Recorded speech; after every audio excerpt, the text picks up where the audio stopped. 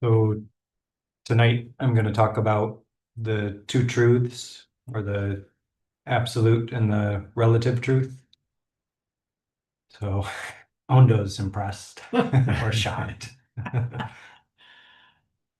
So the two truths, relative truth is just what is conventionally true. The objects, the naming of things, just our everyday life as we normally think of it, as we normally agree upon it with others, as our language is developed to have a consensus about what something is. That's relative truth. We call a table, to point at it, to talk about it, to use it, to manipulate it, to interact with it. So relative truth.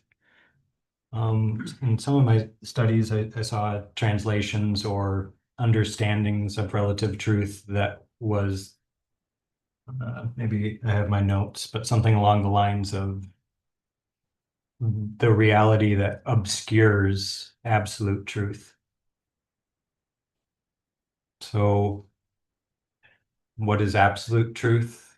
It said that it can't really be talked about, that if you have an absolute teaching, it's still stuck in the relative, that you can only express relatively, that to say a word kind of mm, narrows down what it actually is and is always going to be incorrect.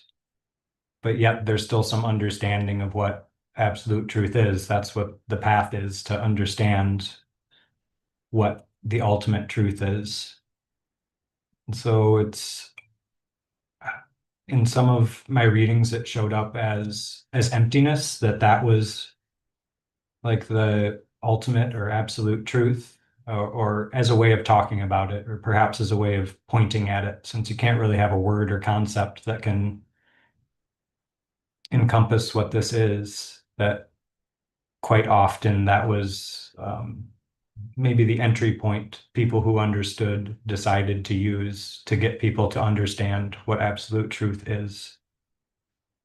So absolute truth could be thought of as joining with relative truth, that joining or supporting or intermixed or intertwined with relative truth, that the absolute truth is the relative truth also, that there's not some finding of absolute truth. And that's why it's often presented as emptiness, because it's not a findable thing, although it can be understood and I think even perceived, but it's not like something is perceived. It's more of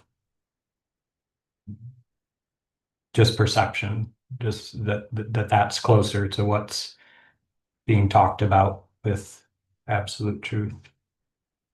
And I took some notes on kind of its origins, and find it, of like where the teachings came from.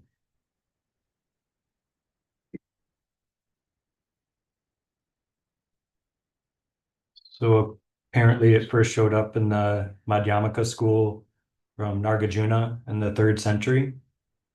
And the Sanskrit is Samriti Satya, Come. Samvriti Satya. Is that correct? And Para Martha Satya being the ultimate. So again, one translation was truth that keeps the ultimate concealed for the relative. And I think this is from Nagarjuna, or from some of his writings. He wrote that, and then this about the ultimate truth. The ultimate truth is there is no ultimate truth, was how he expressed it. Mm, One more quote. I think the article that I was reading was about how Nagarjuna came to write about the two truths, since he was supposed to be the founder of it. And they think that he got it from the, don't know how to say it, Kakayana Gota Sutta. And I wrote down a short quote from the Buddha from that sutra. By and large, Kakayana, this world is supported by a polarity. that of existence and non-existence.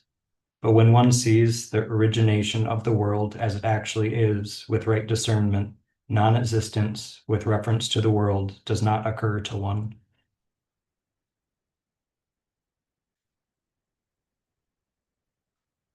And I think that was maybe helpful for me to understand that ultimate truth might not be understood in a relative way, that it's not knowledge as we conventionally think of it, that the truth is something that permeates everything, but it can't be grasped at, that you can't find it, that if you realize everything's empty, you would never say that. If you saw that there was no self, still wouldn't be that there's no self there, that that's just an idea, a conventional truth on top of it, that it's more about the perception.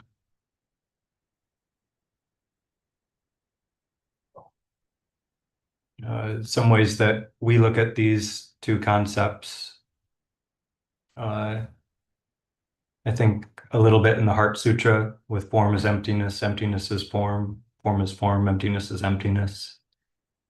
Touches in a little bit on that to take away the relative to help us see what this is. Mhm. From practicing here, we have two chants, Sandokai and the Hokkyo Zanmai, that have at least a couple of lines about the absolute and the relative. In Sandokai, ordinary life fits the absolute as a box in its lid. The absolute works together with the relative like two arrows meeting in midair.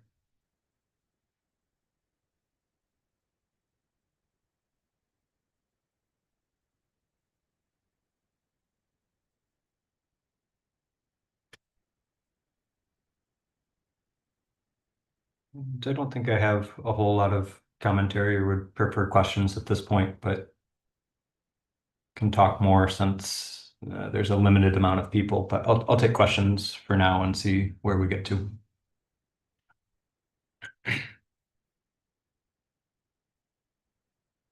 Divine. So you can't say much about absolute, and you can't ask much about absolute either. Um, what when Sokuzan says this is the real illusion, how can you talk to that about in terms of this looks like reality, the real, relative truth. But is the absolute truth that there is actually nothing there, or what is he pointing at? Where's the absolute truth? For me, what shows up is that it's more like the leading edge, or that's what he's pointing at. That's why you touch the ground, you can feel it. It is very there in a certain sense, in that it's vivid, it's bright, it feels like something's there. So when you touch the earth or you touch something in front of you, there's a convincingness to it. And he's going right at the most convincing thing and saying that that's an illusion, that isn't what you think it is. First of all, that it's not a thought about it, that it's that there's something to be seen there. It can't really be handed to someone as far as here's my understanding of what this is, but I see the pointing as to the leading edge of feel that with your hands, see that when he does that, do your best to receive what that is. Chogyam Trumpa's straight shot, just receive the world, and in that way you'll begin to understand it as illusory, but wouldn't necessarily show up as illusory, that's just a pointer, that's just a way of trying to untangle us from being obsessed about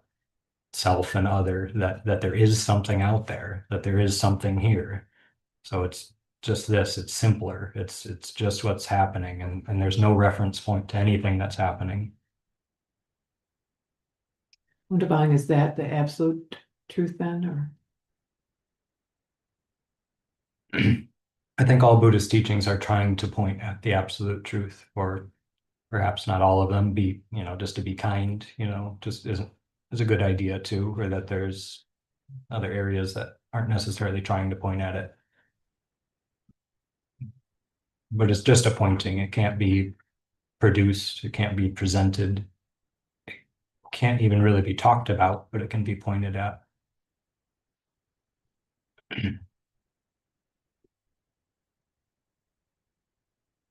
And in a certain way, it can be talked about. It's just not that it's not accurate. It's not complete. But there are very helpful teachings that can really get us pretty close to there, but it's still not complete. It still needs to be done with your kind of witnessing quality, or however you would, with your heart, with your presence, with your consciousness.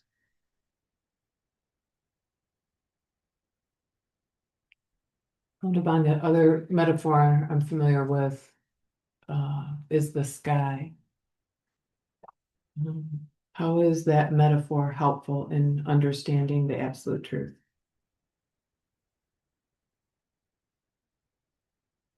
I Similar to the detangling, that it's never about the object or the cloud that arises in the sky. The sky encompasses everything, that it's completely allowing, and that there's no problem. And similarly, in our meditation practice, we can get a bit in touch with that spacious quality of our being, that can watch ourselves be angry for 10 minutes and then suddenly it's gone, and our our our presence is still there, so to speak. The expansiveness of the mind, the open dimension, can't be touched. It's unharmed and completely accommodating. So just another way to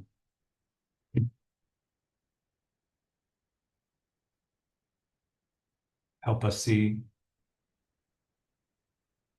Was there something else you wanted to know about? Okay.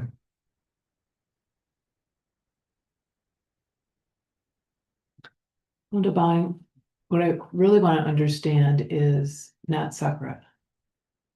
So when you say, going back to, I think one of your first answers, that leading edge. This, you're pointing to the leading edge.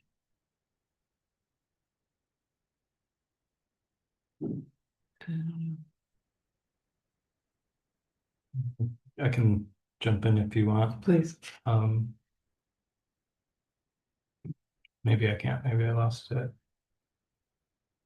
Oh, the consciousness can't see itself. You can't see the spacious quality of your mind necessarily. That that's why the leading edge is necessary. That you can see that they kind of arise together, and it's not quite it either, but just that they're intertwined. That the leading edge is all that can be seen and all that can be received. You can't receive the absolute truth, although you can, but it's through the relative. It is the relative. You have to pay attention to what's showing up.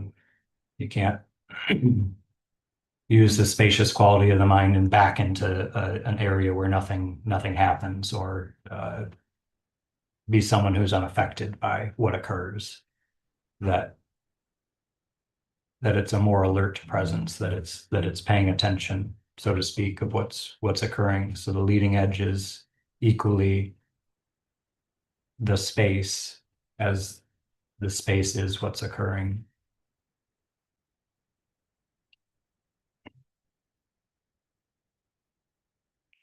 Thank you.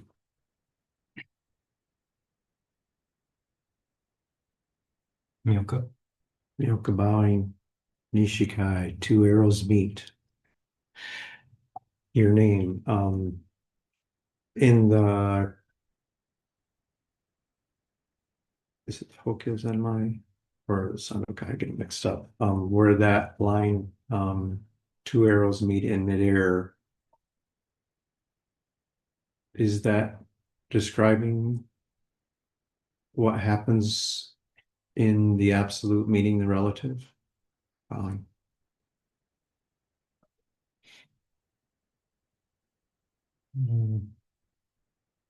I think I can answer, but could you get me closer to what you're wanting to know about it? what is being said um, with two arrows meeting in midair?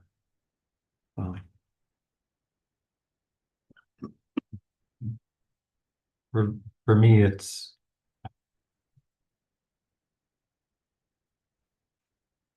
as a way of describing it, it's that the very vividness of what shows up, the very relative truth that there's a chair here that we feel like that's probably the best example is that we feel threatened, we think we're here, and that is empty of a self. So they're happening at the same time, that the very solidity of this world is only possible because everything is dependently arisen, because there aren't any things that are existing on their own, even though it looks very much like things are existing on their own, and feel very much, at least to ourselves, that we are people, and that it's both meeting at the same time, that there isn't a person here, and it sure as hell feels like it.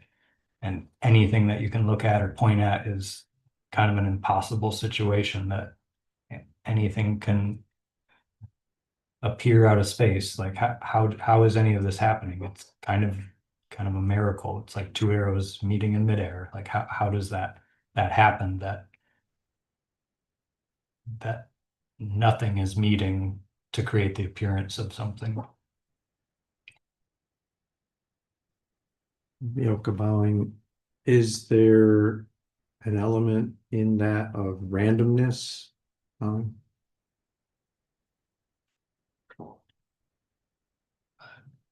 In what? Yoke bowing in, the arrows meaning, like you said, it looks very miraculous. Is that random? Um, I'm not sure. I always get hung up on the word random, or because even that's an idea about like a spreading that has no pattern, uh, as contrasted to something that's very patterned. Looks like the world's pretty patterned to me. A physical form. Everything's working in perfect harmony. So I would go kind of the other direction and say not random, and say more of a miracle than random. Although you could look at parts and say, wow, it looks pretty random. Yoke bowing in the pattern that shows up. What is the absolute? Um,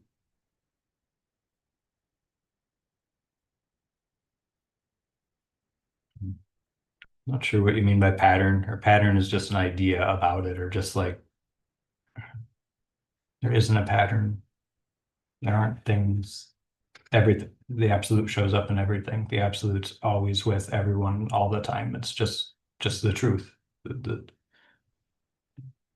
The truth is always here. So it shows up. In one sense, it shows up in everything. In another sense, it doesn't show up at all. Yoke bowing in the duality that's showing up. What does that, is there a way that can take us into relative and absolute? That's a good question. I like that.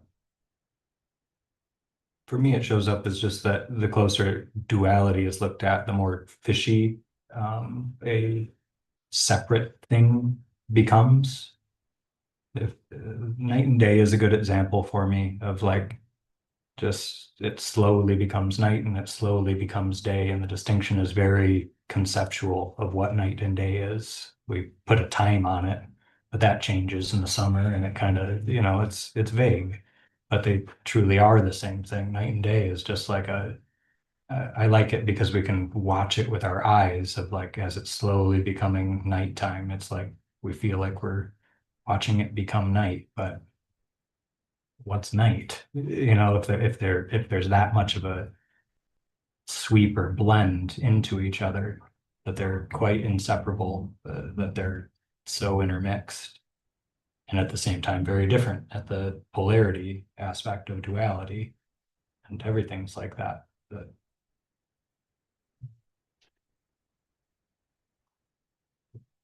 yeah, thank you. Thank you. Shuttle bowing, looking at how I think you're saying everything's sort of like that with night and day. Can we see that in the mind stream with like our conflicting emotions bowing?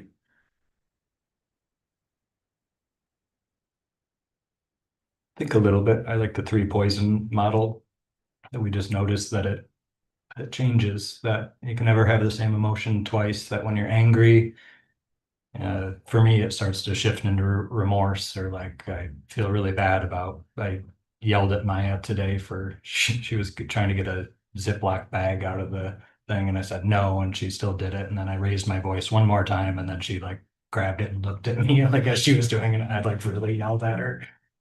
I just felt really bad about it. And we hugged and this has happened a whole bunch, but that that cycle, sorry, too much information. She gave you a hug. Felt bad. That's her approaching you. Okay, that you're mad. Yeah, so polarity or duality for me is like that illusion of movement. So you have an emotion and it starts to shift, it goes to another end and it'll eventually reach. I'm bad at finding the opposite of what's the opposite of anger. You know, it doesn't have to show up, I don't think that directly, but just kind of its spinning or circular quality that it comes around again. And yeah, do you have any further comment? Shadow bowing. It seems like being able to see that circularity is maybe part of the awareness practice, but before they're very much different things that we're like fighting with. And I'm wondering how seeing that movement changes, if it does, like our relationship to intense emotions. Bowing.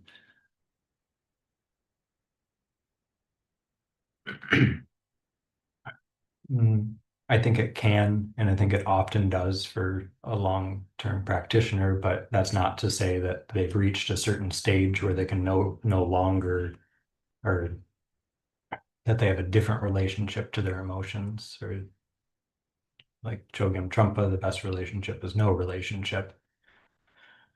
That it's better just to witness or be aware of your emotions would be one way of saying it.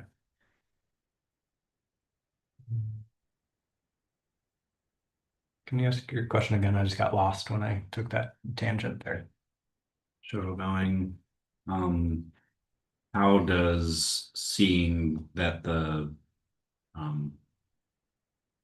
like opposing emotions, how does seeing that they're not separate or that they're circular, how does that change how we work with them or relate to them? Bowing?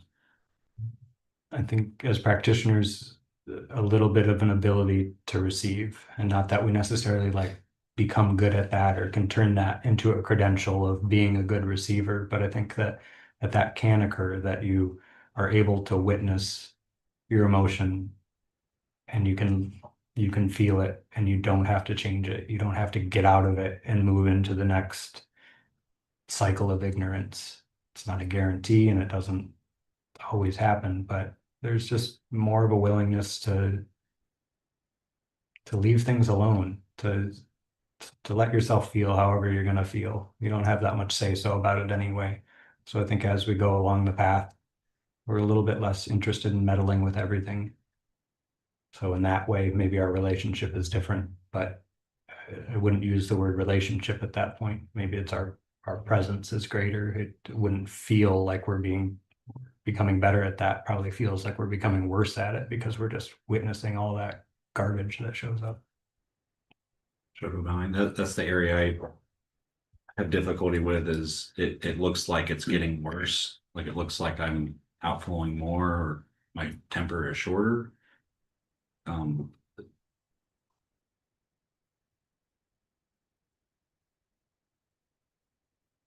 is that the case? I don't know. I hesitate to go into a measuring area, whether I think the encouragement would just be to do your best to receive it. Maybe you're more angry, maybe you're not. Maybe you were stuffing it, maybe you weren't. It doesn't really matter if it's turning up or if it's turning down. Yeah, your vow is to be with whatever. So maybe that does allow a little more room for some gnarly things to come in. Maybe you're ready, but feel even less ready to be able to receive something like intense anger at this point in your life. Show about is there anything that you feel like you could say in that area, like when SokukoJi says it's better than that? Like, is there? I think that's the question. Bowing. Like when he says it's better than that and it's worse than that. Mhm. Nothing showing up right away, or I think my mind shut down on it of like he's talking about like awakening at that point. So I'm like, no, I not or I feel like I don't understand what he's saying when he says it's better than that. I I can speculate, but it doesn't feel like I really know.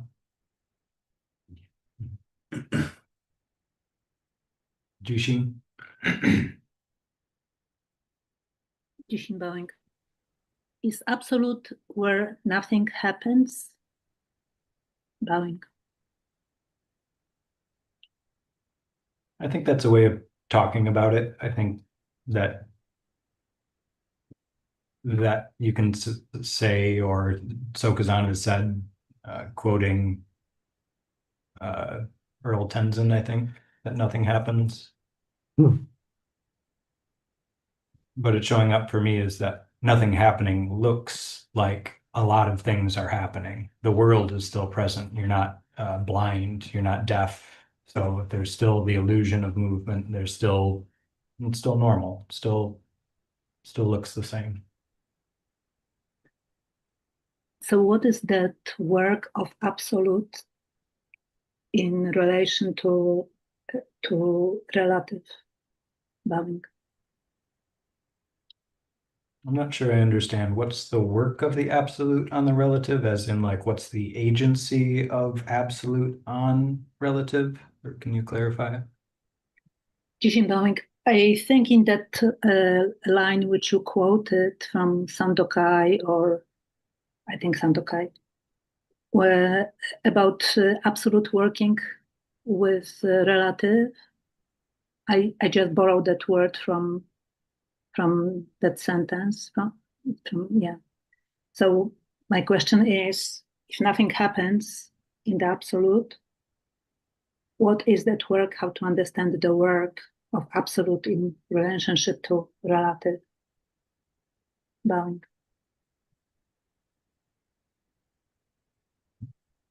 I'm not exactly sure, but the concepts that are showing up for me is consciousness, that things are arising in consciousness and as consciousness. So it's thinking of that, trying to point at what's happening and not happening at the same time. I'm sorry, I'm not able to quite fit my response into the way you're asking the question, but that's what shows up. Thank you. I have one more.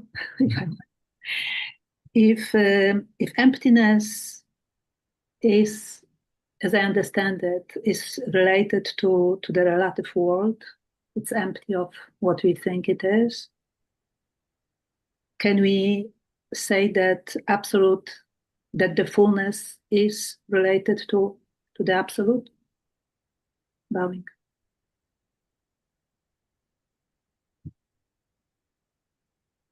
Did you hear me huff and puff after thinking of hard questions? we can say anything, but I hate to talk too much about the relationship between the absolute and the relative, because then we're building up a bridge between the two as if they're two different things, or again, to go back to Chogyam Trungpa's statement of no relationship is the best relationship, because the moment we start to have a relationship with something, then we're reinforcing that there's someone over here, and we're going to continue to spin. So the moment we're building a story, we're building a story of ourselves too. Just by talking about the world around us, we're reinforcing our own self-centeredness. So I don't think there is a relationship between the two. I think we're just trying to talk about it so that we can see that there isn't a relationship anywhere. Thank you. Thank you. Sure. So bowing, in this talk, and I think you've done it in other talks, you tend to at least like point out this area, or like with the consciousness or like the heart can you say more about like that? I'm curious lately about that like literal physical space of right here, and is there anything you can say about that? No, other than I was curious about it today too, from some questions I asked during Sokuzan's last Dharma talk. It was around the inspiration to see the truth, and he told me to find it here. And yeah, maybe not being able to conceptually approach what's being talked about or why that's being pointed there. It more brings up like an emotional quality for me, or that's hard to link up to my mind. But I don't know how or why or what, but I'm curious about it too. Okay.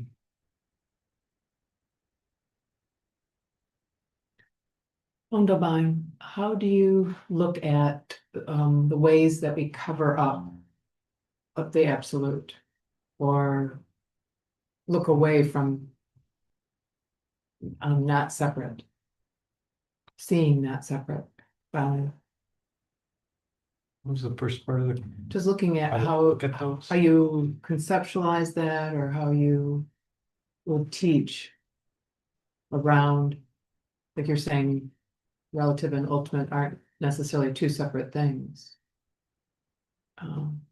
Yeah, I would say look at the relative. You don't have to go out looking for the absolute or sifting through to find the absolute hidden in the relative. That it's right there. It's in the grittiness, that it's in the cover up, that's what needs to be received. That's why this path is so difficult, is because yeah, we just have to feel a bunch of things we don't want to feel, is how I'd characterize it. Divine, and are there layers then? So to the cover-ups, the different kinds of cover-ups, do you see it that way or not? Bowen?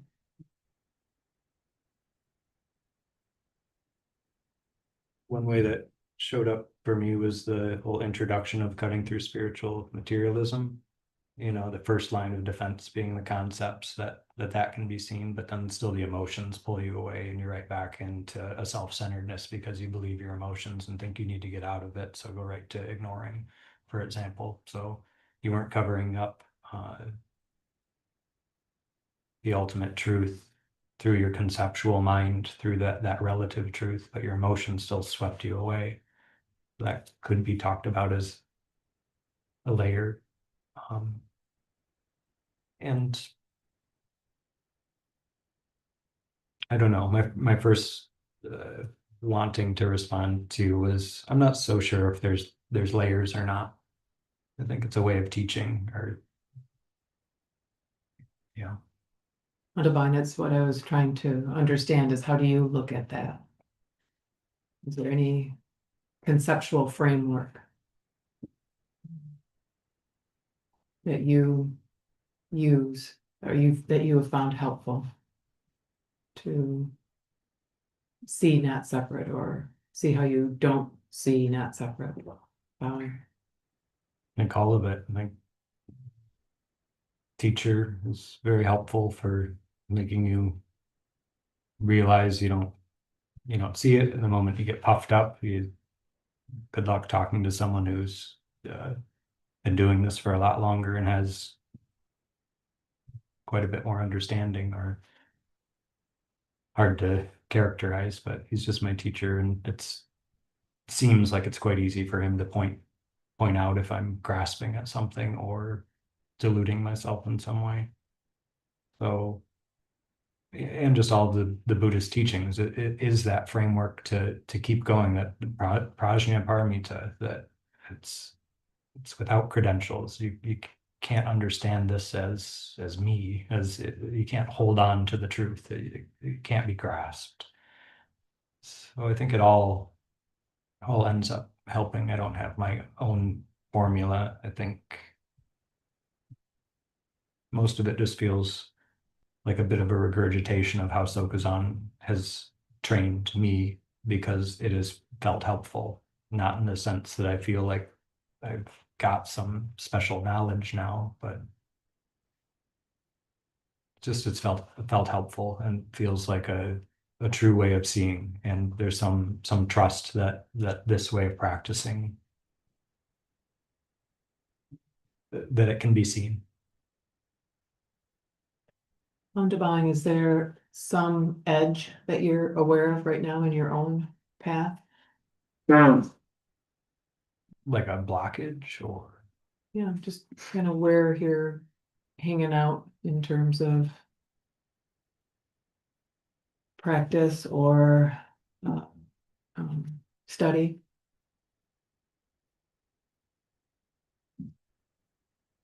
I don't know. There's not a whole lot of practice or study happening here right now. It feels like it's watching myself be so busy or so stressed out, or I just feel like a failure as far as study and practice for the most part. So then that has to be my practice, and not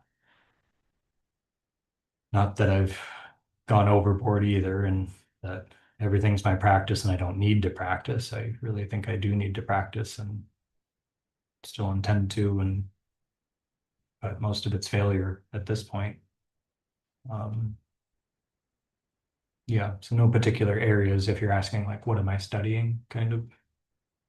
Just what is arising organically in your life right now in terms of study or practice or the Dharma or Buddhism or not Buddhism? Where, yeah, what are you curious about right now? Yeah, what Shoto brought up, the heart area, is quite a curious area for me. Anger is quite a curious area for me right now too. I think it's just showing up a lot more in my life, and I've managed to not be angry for quite a long time. It's pretty painful to be so afraid uh, of any destruction over here, even though I've been destroying myself in my own mind since I've been born. So yeah, I'm getting maybe a little bit more of a taste of that, of how to receive, and more of a snowstorm rather than when things are going fine, because I have a style that can kind of smooth my whole life over with butter and make everything kind of okay. I'm not really bothered by that. It's kind of my go-to, just to kind of pacify everything. So maybe more of the edge, more of the prickle points just seem to be showing up in my life. And yeah, Thank you. okay. Sort of. Sort of bowing. When the stuff, anger especially, starts to bubble over, and it like there, I'm speaking out of my own experience, like when there's just not an excuse and you can't really communicate that to someone else who's having difficulty, like with my difficulty, is there a way to communicate with that with another person when you can't really explain why you're having such a hard time? Bowing. Sounds like my life. I can never explain why I'm having such a hard time. Or the moment I do, it never feels accurate, or that it's a story about how I felt 5 minutes ago and now it's something else entirely. So it's already changed. So I think the thing that shows up for me is like an apology and just some openness and willingness to talk about it. I don't think it has to be you don't need backup for why you feel a certain way or why you get angry. You don't need an explanation. you don't need to know, or you don't have to be able to explain why you feel a certain way. And that can be hard for people to understand, but that's not for you to make them feel okay with that. But you can have some openness around how they're dealing with that difficulty that's showing up in you too. So just talk if it's a close relationship.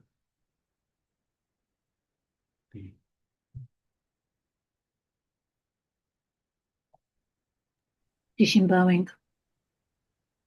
Do you think that that heart area can be closer related to the absolute than the relative? Bowing.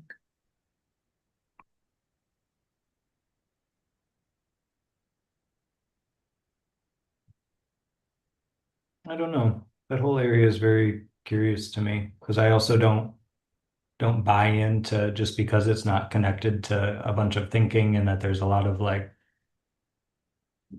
pure feelings in the heart area, that I don't think that's it either. I think it's still relative. I think it's always relative. I don't think there's anything closer to the absolute, but but maybe there is, or that's why it's curious to me, because it feels like there's something to it, but I am not about to teach out of that or say that that's closer, or that I even know what that area is at all. Thank you. Do you think that we can see the absolute if we see through the illusion of relative? Bowing.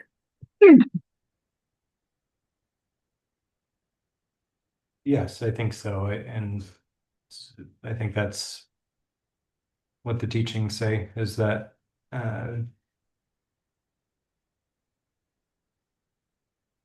you're just not hanging on to anything anymore. The absolute's always present. So I've heard Sokuzan say that we're constantly going in and out of it all day long. We're in our wisdom mind, and then we cover it up, and then we go around thinking we're a person again, and then there's some openness again, and then we cover it up and go around. So I think that it's always available. But perhaps there is a point when a person or being kind of doesn't return,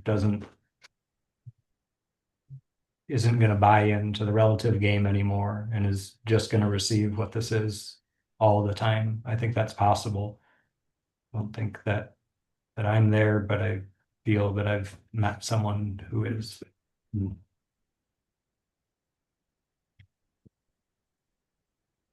Thank you. Thank you.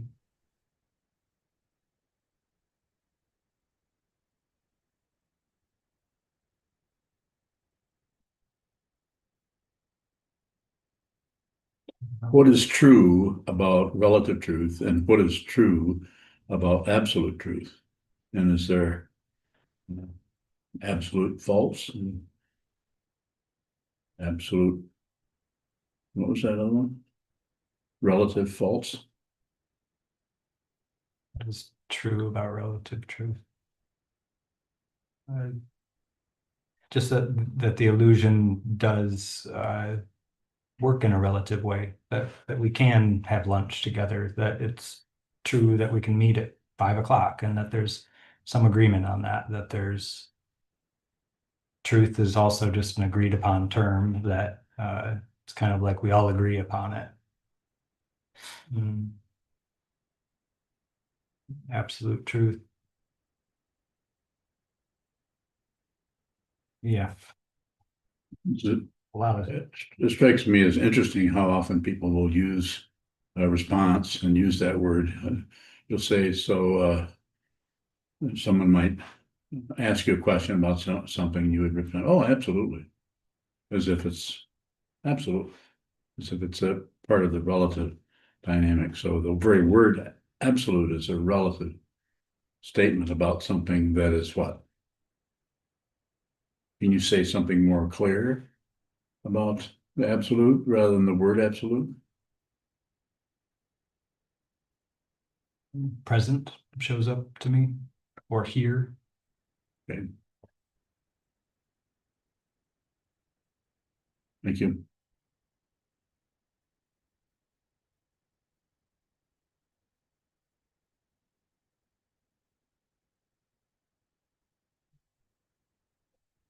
Jodo? So bowing is, could it be said like absolute and relative is like a total versus partial? Like, is that thing the same thing, bowing? Can you say more? Total bowing. I don't know that I can. I'm just asking if those are synonyms. Like absolute is like total and relative is partial. Or if it's leaving something out or missing something, bowing. I think I'm following you, or that the absolute's pointing toward a total fundamental truth about reality that that is not false, that is actually the case and includes everything. Where relative is partial, we're just narrowing down on a small part of what we see and fiddling with it. Is that where you're going with it? Total bowing. Is being like gifted in relative truth a shortcoming on the path or a difficulty on the path? Bowing. I think it can be, I think, but not necessarily. I think practice can cut into everything. I think that observing is more powerful than any karma. Marpa was a murderer, I think. You had a student who was a murderer. Thank you. Yeah. And also, who was it that said nothing happens? Was it Ursula Tenzin? No, he said a lot of stuff happened. Someone said that to him, which was His Holiness the 16th Karmapa as he was passing away. I didn't think you'd mind that I give you a little feedback on that. No, thank you. Interesting that you've got the two people flipped. So it's showing some kind of powerful insight into non-duality. Yeah, dyslexia.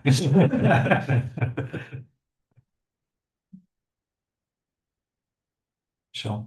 Michelle Bowing, I'm curious how you see, so because I mentioned the false absolute.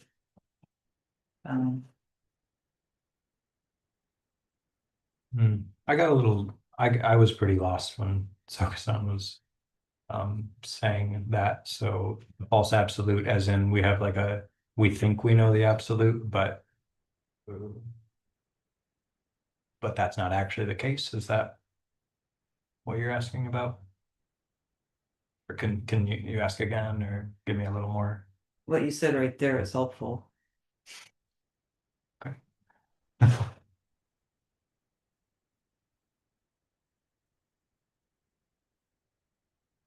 Anything further on it?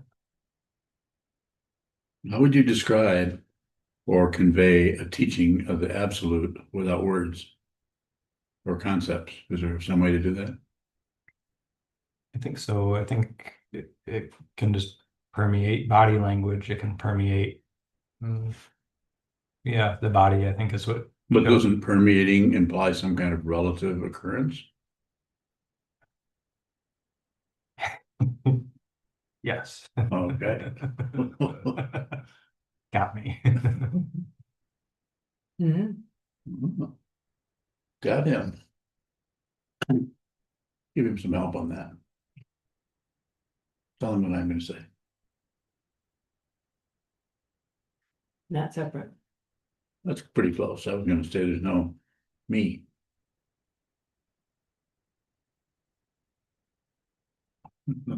Where were we?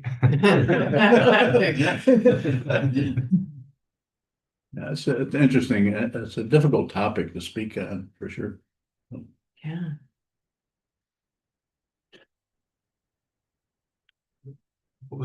Can you ask the question one more time? Oh, It was, how can the absolute be expressed other than in a word? How could you teach? You can teach relative, and then how do you, other than having those two fancy Sanskrit words, and saying relative truth, absolute truth, using the word truth and truth, the two truths, which has been talked about a lot in the teaching. Is there some way to point at ultimate truth?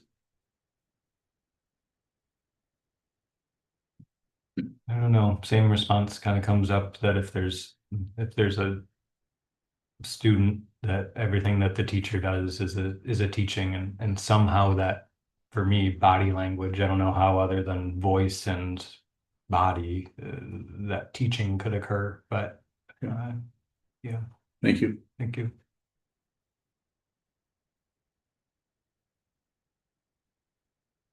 Bowing. I don't remember exactly, but it seems to me that we heard in the past from Sokuzan something about a secret.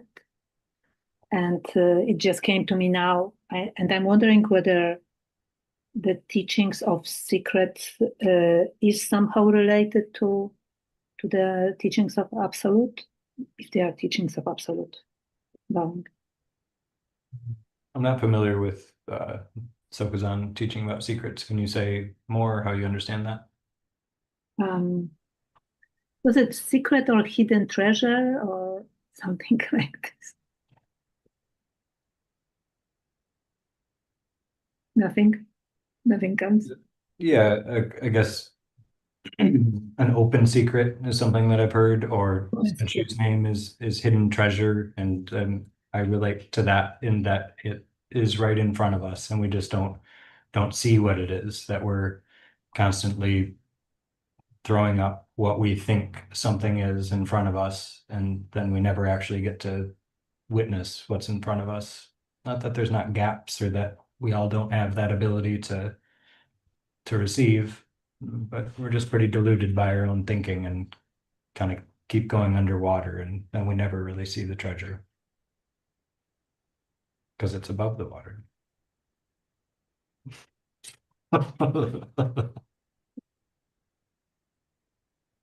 Do you have one, Shoto? Shoto bowing. It's not clear yet, but that area where we're going in and out of it all the time. So it seems like we are seeing it, but we don't recognize it or something. And I'm wondering if you could say what that would be, or what recognizing it is if we're already looking at it going.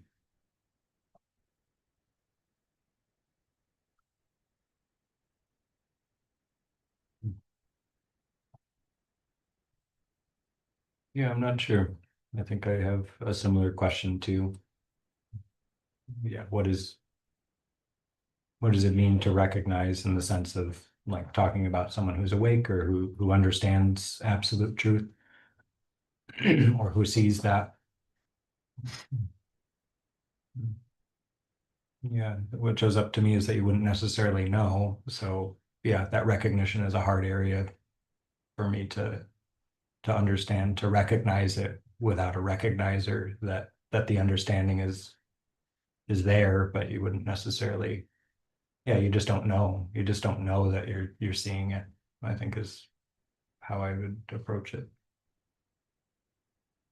Shoto bowing. I'm thinking of like an example where I feel like I space out and there's almost like a fear, and then I go back to what I was doing. And I'm wondering if like that spacing out is more like our identity, but we think it's the constant chatter of the story that got interrupted because of like a blip or like a misunderstanding about who we are in that area. Bowing. I'm not sure I followed, because the spacing out, could you describe it again? Shoto bowing. I'm thinking of like being really entrained into something, like I'm at work or I'm just doing a task, and then I don't realize I'm spacing out until someone calls and asks me for help, and I'm like, oh, sorry, I spaced out. But it's like the presumption is like that was the interruption, like the constant chatter or the being entrained as who I am, and I'm wondering if that's a way to look at, like that spacing out quality is closer to our true nature, or if there's anything in that area to look at. I don't know. I'm not sure I'm connecting it up enough. Thank you though. Okay, I think we can close. Thank you, everyone.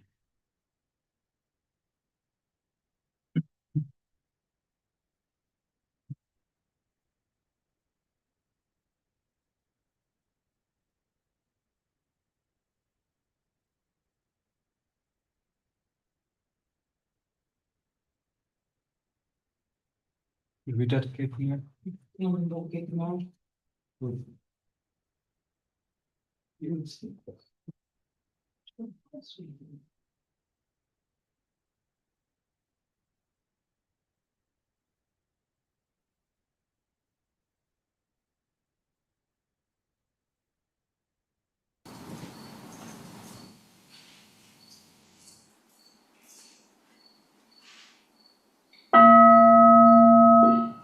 May the merit of this penetrate into all places, so that we and every sentient being together